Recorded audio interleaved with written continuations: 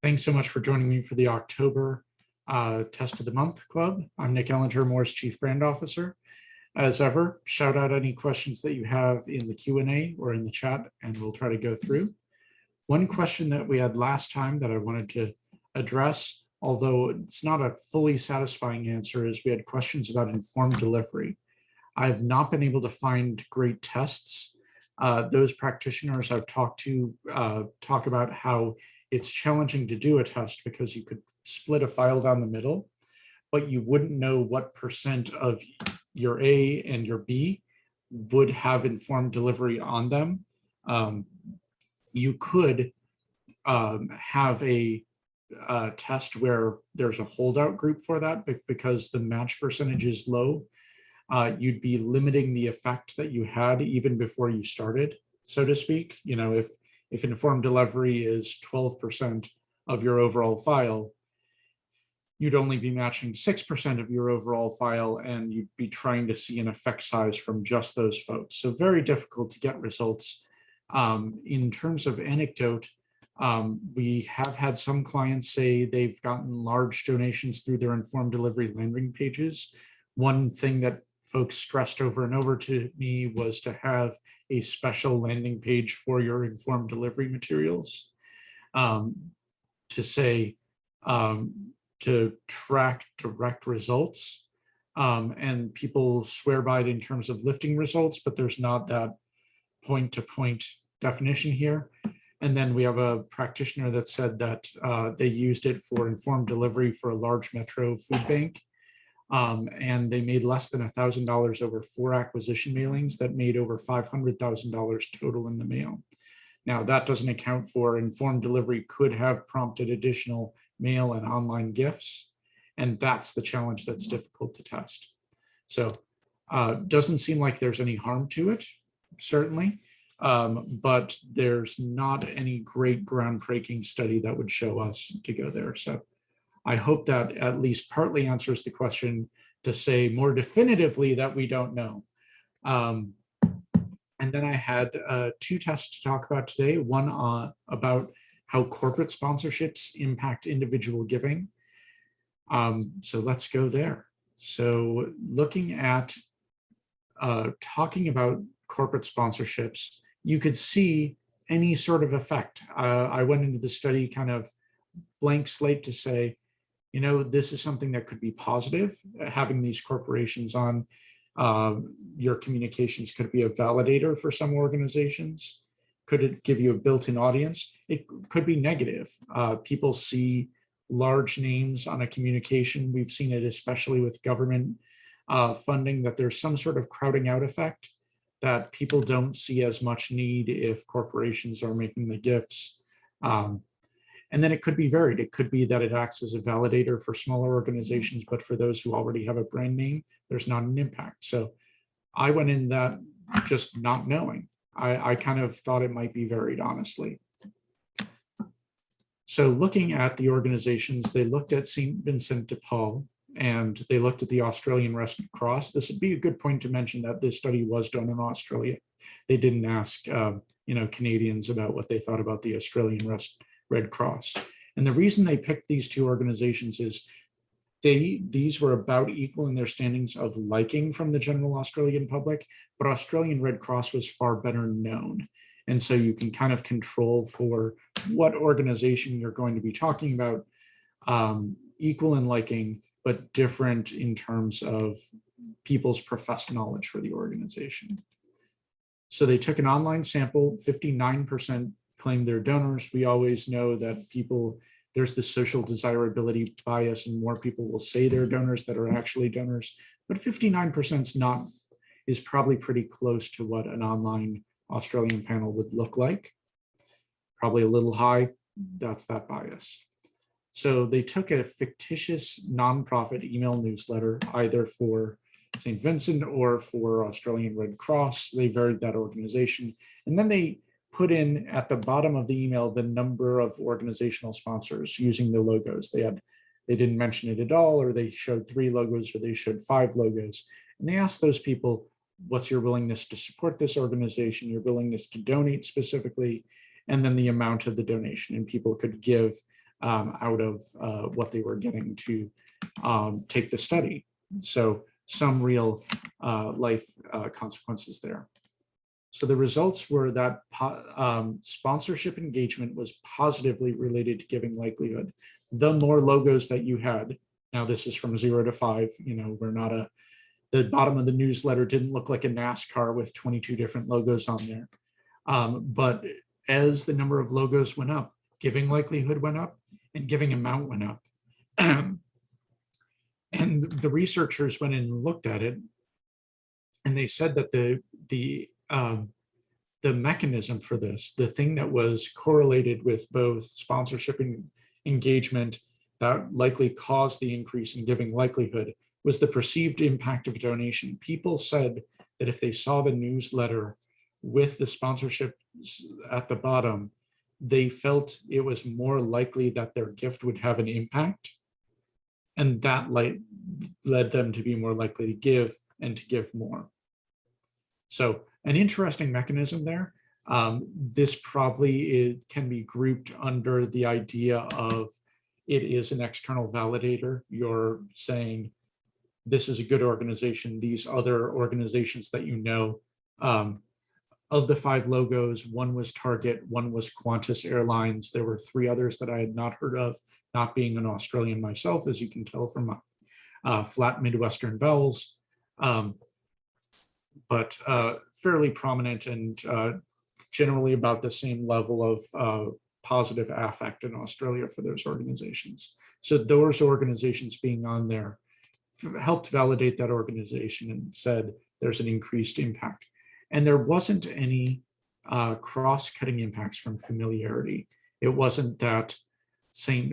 Vincent needed the validation from sponsors and the Australian Red Cross didn't. It helped for both organizations at about the same level, or at least not a statistically significant difference. So some interesting results there. Any questions on that study?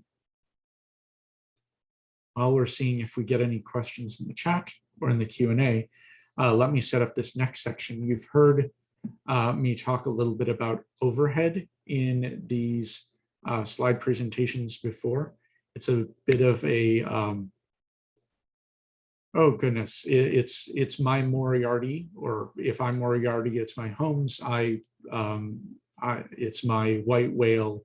I really, really dislike discussions of overhead to find them to be destructive to our sector. And so I have to give a brief pause before I rant on overhead. Okay. So we know that overhead aversion is destructive to organizations. There's research that shows that there's this starvation cycle of overhead. Organizations will spend less on overhead, they have less capacity. That's supposed to make them, quote, competitive, unquote, according to these ratios. And that tends to spin downwards, that competition gets more and more fierce. And we get into this sort of nonprofit Hunger Games, where only those who transcend lean and mean and become emaciated and pissed off can survive. We know this is partly because I spent most of my adult life as overhead, as a staff member, MADS Public Policy Department, then in fundraising, and then working for fundraising organizations. And in each organization, or whether I was with the organization or helping the organization from a consultant, there was no point at which it wasn't hopefully helpful to the organization overall and its capacity. So I hate overhead discussions, but as we've seen previously on Test of the Month clubs, some donors have some overhead aversion, and it stinks, but they do. And so in terms of meeting the world where it is, donors seem more concerned about how their donation is spent than how donations generally are spent. And this comes out of some research I did back when I was in Donor Voice and that crew there, but working with the ANA, and then in some real life testing, you can see that accounting tricks, you have a lead gift and it's going to cover your overhead. work. They increase response rate. And the fact is that it's the same as if the LEAP gift came in and wasn't allocated specifically for overhead. But by taking it out of one pocket and putting it into the other, you've laundered that money successfully. And so as much as I hate overhead discussions, I love discussions about how you can defeat overhead aversion without having to go through that starvation cycle. So the question that these researchers had out of China was, is this a discourse issue? Is it the idea that we call it overhead that causes this aversion? Can you take and change the words that you use and make people less averse to overhead? So that's their study. They went to a national panel of 1,801 people. All of them had donated in the past 5 years. And they took two different organizations. One, that was looking at immediate needs. So we're going to go into disaster affected communities and give them the supplies they need. B was for long-term recoveries. We're going to rebuild homes. We're going to rebuild infrastructure. We're going to reduce the risk that comes from future disasters. And spoiler alert, anyone who's been through the past, I guess it's 19 months now of the pandemic, depending on how you count, will notice that there's a bias for the immediate needs folks rather than the long-term vision folks. More's the pity, but we deal with the world as it is. So they looked at 4 different ways of framing things. A and B have equal overhead, but now since immediate needs is more popular, how do we test against that? So they increased A's overhead rating, the immediate needs folks, up to 26%. And they said, what's the allocation between these two organizations? Treatment 3 was the same thing, but they explained it. They said, we have a 26% overhead rate, and our reason for that is to build long-term organizational capacity. And B's was to maintain a functioning organization, which sounds like the reason that the doctor would hook you up to a machine, to pump your heart or those sorts of things.